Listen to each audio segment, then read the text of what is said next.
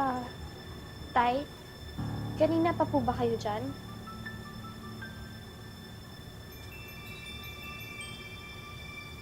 Magbihis ka na. Paalis na nanay mo.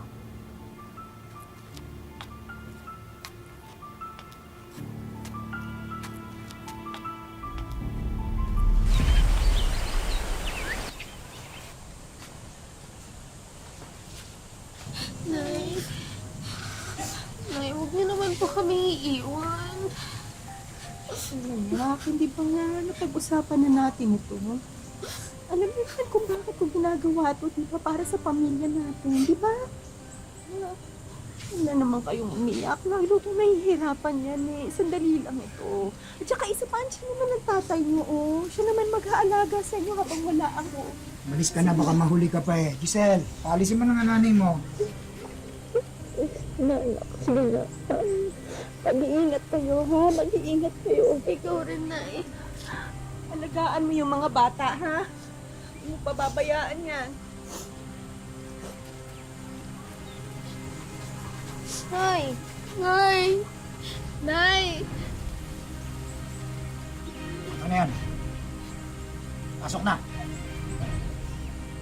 Pasok na sinabi. Hoy, kayo ha. Kung ayaw niyo mapuluhan sa akin. Pasok!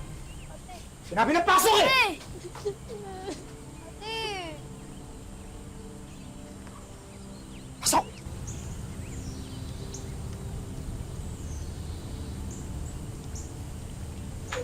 Pasok! Diyan ka!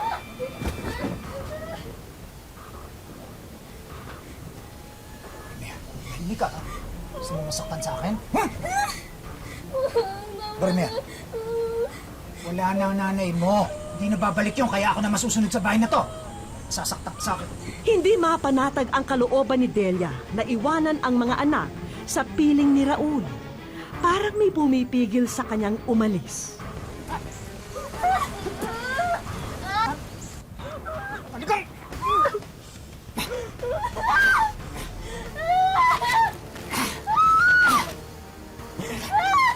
Ano ka?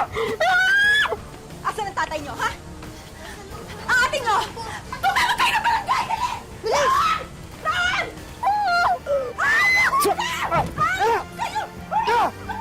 Ano ba? Walang iyakan, demonyo! Ang ganyan palang ginagawa mo sa anak natin! Anong ginagawa? Iyakan, demonyo ka! Sarili mo naman ng sarili mong dugo! Bakit? Nagawa yun! Eh, ikaw! Anong ginagawa mo? Umalis ka! Dahil mukha kang pera, nagmamalinis ka ba? Tumimik ka! Masasaktan ka sa akin! Ano po sila sa loob? Tumahimik ka ha! Ayo! Huli siya! Ay, ka rito! Tama sa amin! Walang iyak ka talaga! Ayop ka talaga! Kaya mo dapat ba kayo nakikailam dito? Sumama! Ba't ba kayo nakikailam dito? Away ng pamilya! Isang malupit at mapang-abusong ama nawalay sa ina nang dahil sa kahirapan. Mga kapatid na tanging sa kanya lang umaasa. Ito po ang buhay ni Giselle. Bahagi ng kanyang pagdadalaga ang samot-saring mga pagsubok. Magbago na kaya ang kanilang kapalaran ngayong makikituloy na sila sa kanilang kamag-anak?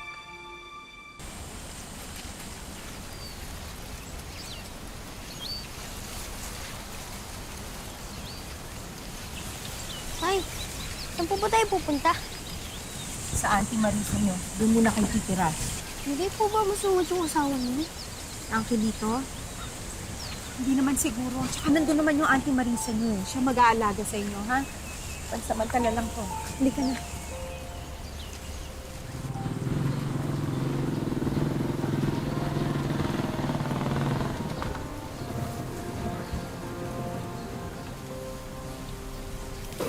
Kuya, salamat.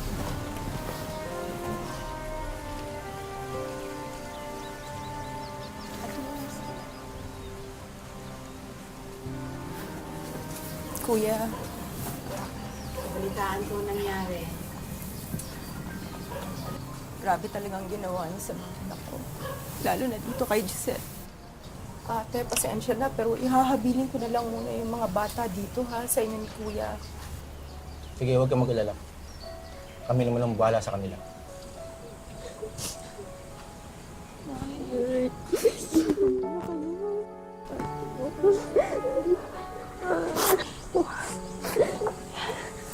ha. Sabi mo lagi yan ha. Pagkatatag ka. Nay, kailangan ka na mga kapatid ko.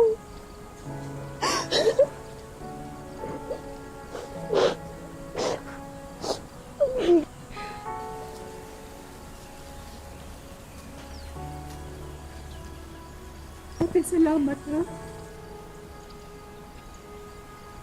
Kayo na muna bahala sa mga anak ko ha. At saka hayaan niyo pag nakabawi na ako dun sa abroad, mapapadala ako para sa inyong lahat. Mag-alala ako nang bahala sa mga bata. Iingat ka doon. Huwag ka mag-alala. Ako nang bahala sa mga pamangkin ko. Salamat.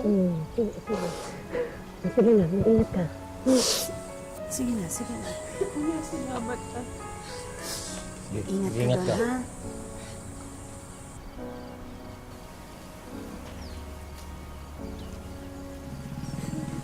Sige na, tama na yan. Huwag na makulit. Papasukin mo na nga yan. Naririndi na ako sa iyakan yan eh. Pumasok na kayo.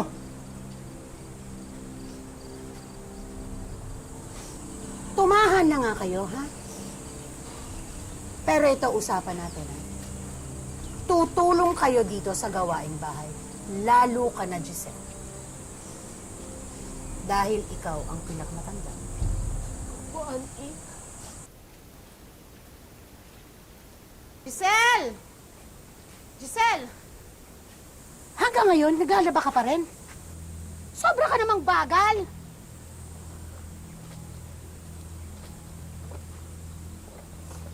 Ano ba naman to? Bakit may amoy yan? Ha? Hindi ka pa tinuruan ng nanay mo paano maglaba? Kailangan lahat ituro ko sa'yo, ha? Kakainis ka? Ano to? Pasensya na po, hindi ko po kasi namalayan na, Alam mo bang kabibili ko lang yan? Nahawahan na? Gusto mo matuto maglaba? Sige, tuturuan kita maglaba. Alam mo ba kung paano magkula? Ganito magkula! Ayan ang pagkukula! Yan! Yan! Ano? Ulitin mo yan lahat! Ulitin mo yan lahat! Wala kang kwenta!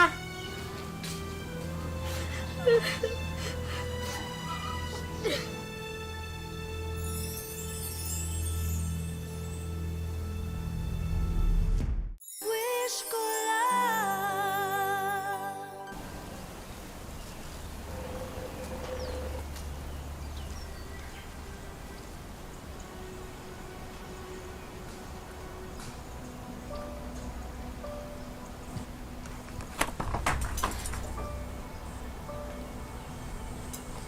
Ang tigas din ang ulo mo, no?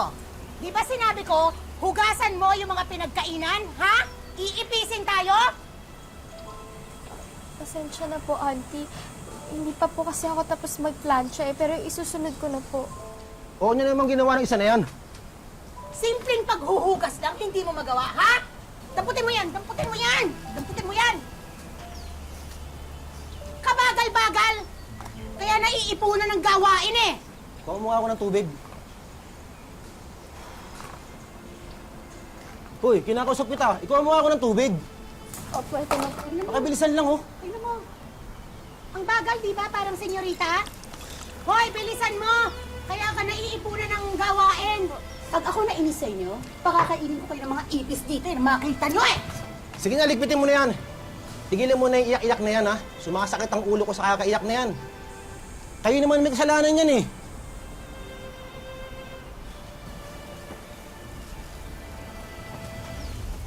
Ang tinitiis naman ngayon ng magkakapatid ay ang pag-aalipusta ng kanilang tiyahin. Ang dapat sana mag-aalaga sa kanila, itinuring silang parang mga alila. Oh, Uncle, papasok na po kami. sige. Pwede po ba kami makahingi ng pamasahe? Oh, ano to?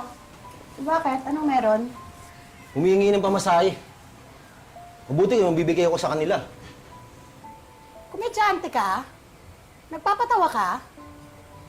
Alam niyo bang 3 buwan na kayong nandito? Pero hanggang ngayon hindi pa rin nagpapadala yung magaling ninyong ina? Anong akala niyo sa amin, ha? Mayaman? Ewan ko ba dyan sa nanay ninyo? Bakit kayo pinagsisiksikan sa akin dito?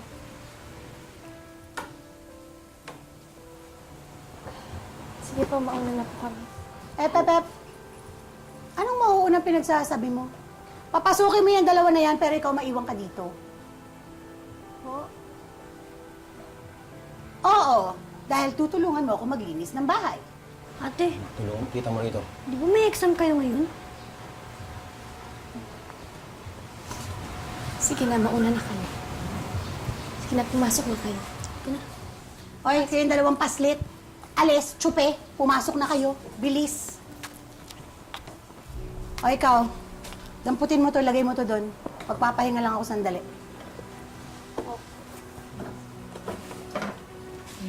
Init. Oh, to. Ano to? Ano yan? Eh di sa kanila. Uy.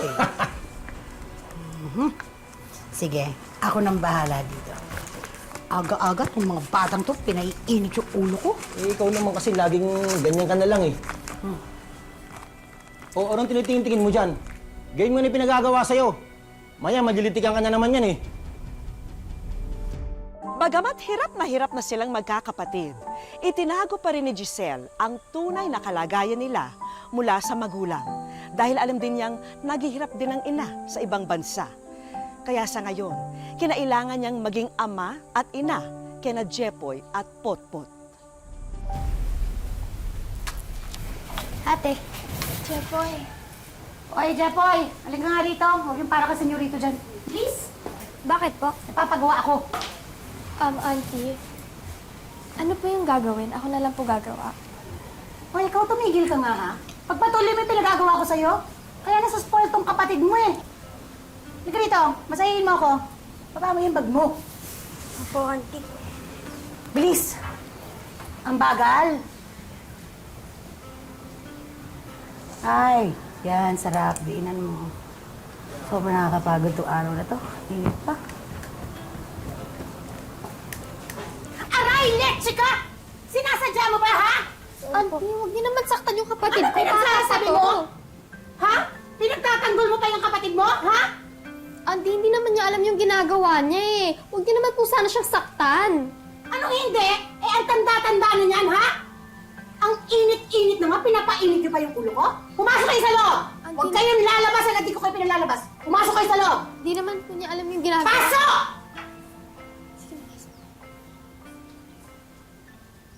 Mga sagot pa to? Ate, di ko na kaya. Gutom na ako. Kaya mo yan. Sige na, tapusin niyo na yung assignment niyo. Sayang pa man din yung grades niyo, tataas. Ako rin, ate. Gutom na rin ako.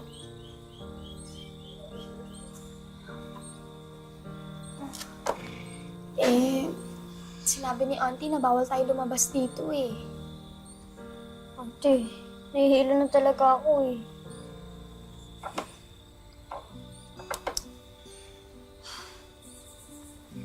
Okay, sige. Gagawa ko ng paraan pero kailangan niyo muna tapusin yung homework niyo. Okay? Opo.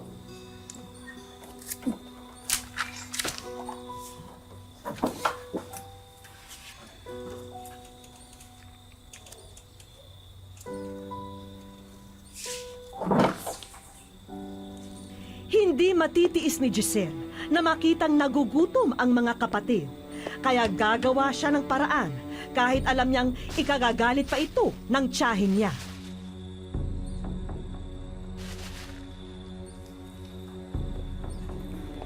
Ate, eto. Kain na. Ito, kainin mo. Pasensya na. Ito na yung nakuha ko. Sige na, kumain na kayo. Tapos matulog tayo pagkatapos kasi maaga pa ang gising yung bukas, ha? Sige, ito pa. Hati kayo. Sige na, Lisa.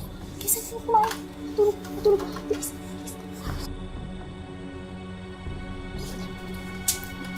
Ako dito naman.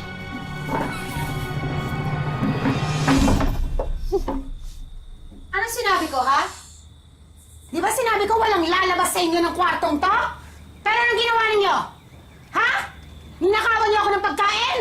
Ate, pasensya po. Nagugutom na po kasi yung kapatid ko eh. Nagugutom? Nagugutom, ha? Eh, ang lalaki niyo mga kapatid mo. Nagugutom? Talagang ang titigas. Wala kayong ginawa ko ni Kunsonera ko. Sinasalam na!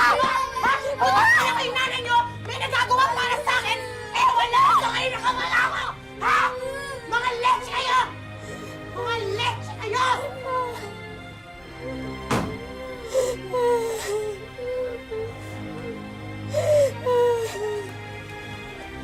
Ate! Ate! Ate! Nabama ko na namin. Ate, sorry na. Ate, ayoko na dito. Umalis na tayo dito.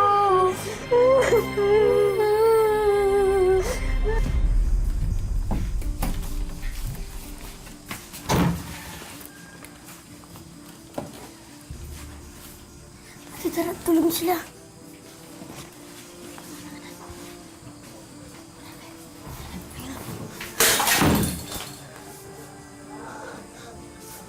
Ate, sige na. Sige na, puput.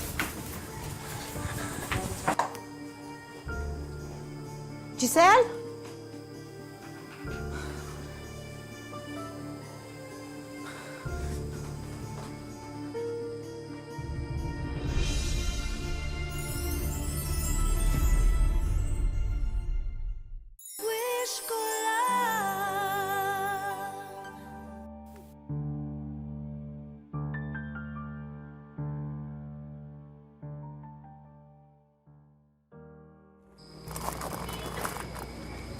Gutom na ba kayo? Ha? Gutom na po kami.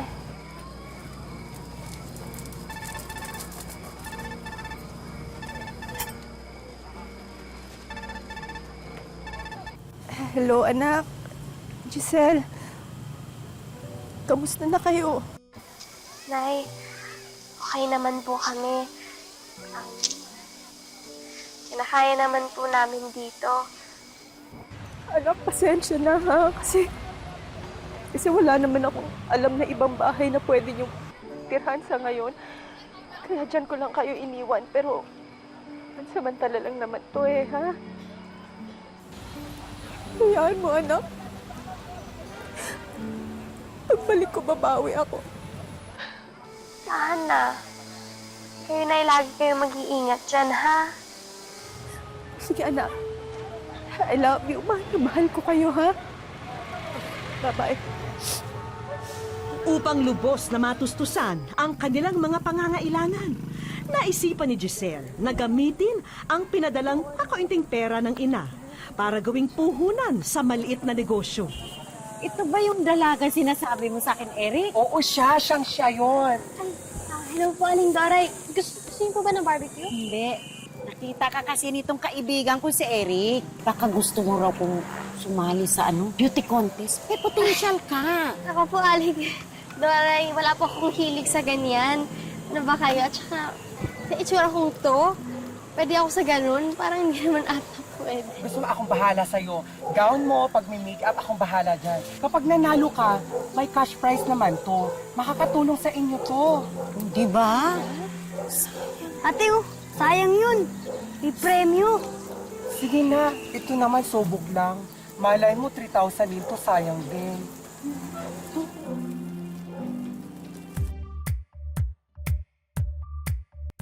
Sa kabutihang palad, sinuwerte si Giselle na dahil sa kanyang determinasyong maiuwi ang premyo at magwagi, nagwagi rin si Giselle sa kanyang kauna-unahang beauty pageant na sinalihan. Yung nanalo ka sa contest? Salamat nga sa Diyos dahil may pangkasya tayo sa susunod na linggo. Mukhang uulan na ata. Ate, umaambon! Sige, sumilong kayo! Dali tayo! Dali! Dali kayo! Pero sa kanyang pagbaba ng entablado, tuloy pa rin ang takbo ng kamalasan.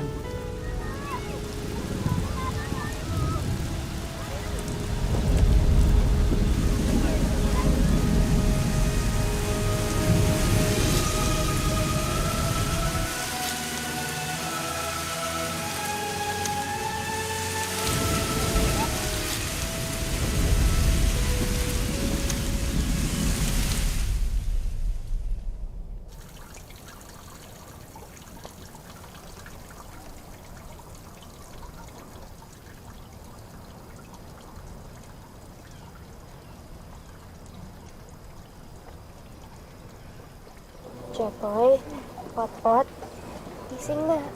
Ate. Gising na. Ate. May bagyo pa ba? Wala na. Sabi ko sa'yo, lilipas din yun eh.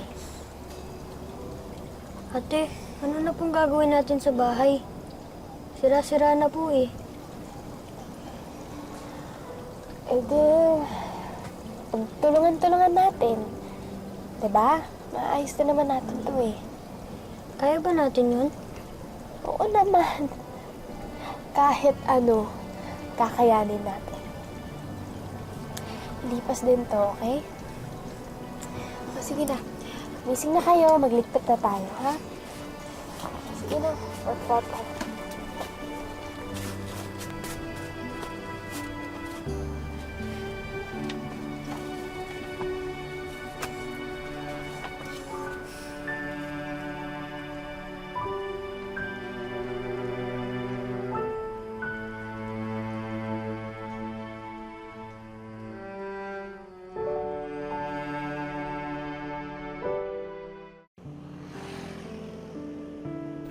Dinayo namin ang Barangay Bulhaw, Labo, Camarines Norte para kamustahin ang magkakapatid na Giselle, Jeric at Raymark. May time po na dumarating sa point na parang hindi ko na kaya, parang yung feeling na suko na po kami. Si mama po, nasa ibang bansa po nagtratrabaho sa Qatar para mapag-aral po kami, tapos yung pangangailangan namin araw-araw. Pero si papa po, wala po siya. Hiwalay na po sila. Mahirap daw pagsabayin ang pagiging anak at magulang. Pero batid ni Giselle na ito na ang kapalarang kailangan niyang tiisin ngayon. Mahirap po, sobrang hirap, pero kinakaya ko naman po kasi para rin naman po yun sa amin. Para maging okay po kami. Para may mag-alalay din po sa kanila. Ate, salamat sa pag-aalaga mo sa amin at sa pagmamahal at sa pagbibigay suporta sa mga ginagawa namin. Naawa ko kay ate kapag napapagod na siya. Kasi ang dami niyang ginagawa amin magkakapatid. I love you, ate. Huwag sana magsasawang mahalin. Alagaan kami. Pero malinaw sa magkakapatid na anumang ihain sa kanilang pagsubok, hindi raw nila pababayaan ang kanilang pag-aaral. Pangarap po kasi ni mama para sa akin na mapagtapos po ako ng pag-aaral para dumating daw po sa point na sa time na makahanap ako ng magandang trabaho para makaahon kami sa hirap. Pabili ng isaw. Ilan po? Ilan lahat? Nasa wish ko lang.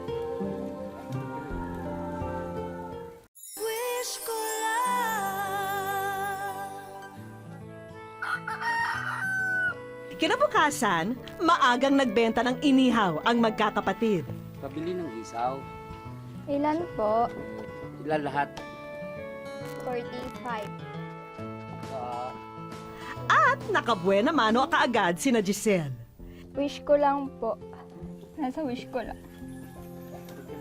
Hindi na napigilan ni Giselle ang maluha sa nakita. Masaya po. Sobrang saya po. Handa na ba kayo sa mga sorpresang naghihintay sa inyo? Hindi makapaniwala ang magkakapatid sa samot-saring regalo na tumambad sa kanila. Unang-una po, nagpapasalamat po ako kay God kasi nadinig po niya yung prayer ko, yung panalangin ko po. Tapos, nagpapasalamat po ako sa programa, wish ko lang. Malaki po kasi isa na rin po ito sa mapagkukunan namin ng pandagdag sa kabuhayan namin. Unahin na natin ang mga karagdagang gamit para sa inyong tahanan. Narito ang ilang laruan at gadgets para kina Jeric at Raymark.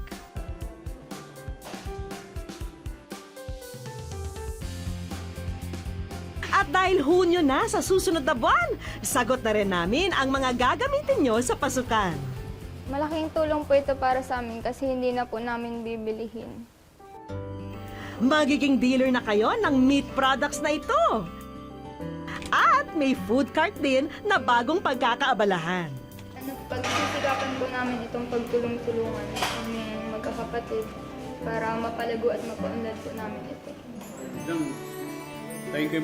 Pero ang pinakaasam niyong makapagtapos ng pag-aaral, abot kamay na. Dahil may regalo ang munisipyo ng Labo para sa inyo. Bibigyan ka namin ng scholarship ng munisipyo para ikaw ay makapag-aral ng college. Pagdating naman sa allowance, I will personally give you my personal money para ito magamit mo sa iyong pagpasok sa iyong eskwelahan. So all of you, kayong tatlo, I can assure you na matutulungan namin kayo para makapag-aral at makapasok sa eskwelahan. Para sa akin, sobrang mahalaga po nito sa akin kasi tungkol po ito sa education ko. Yung makakapag-aral po ako ng maayos, tapos may sosuporta po sa akin sa pag-aaral. Yung hindi na po masyadong mahihirapan si mama para mapag-aral kami. Kasi para sa akin po, ang edukasyon ay napakahalaga po sa buhay namin. Ito po yung, yung kayamanan na hindi makukuha ng ibang tao. Huwag po tayong magpakulong sa lungkot ng kahapon. Harapin natin ang bawat araw na puno ng pag-asa, sipag at tiyaga nang sa gayong dumating din sa atin ang biyaya. Maraming salamat po mga kapuso. Ako po si Vicky Morales at ito ang wish ko lang.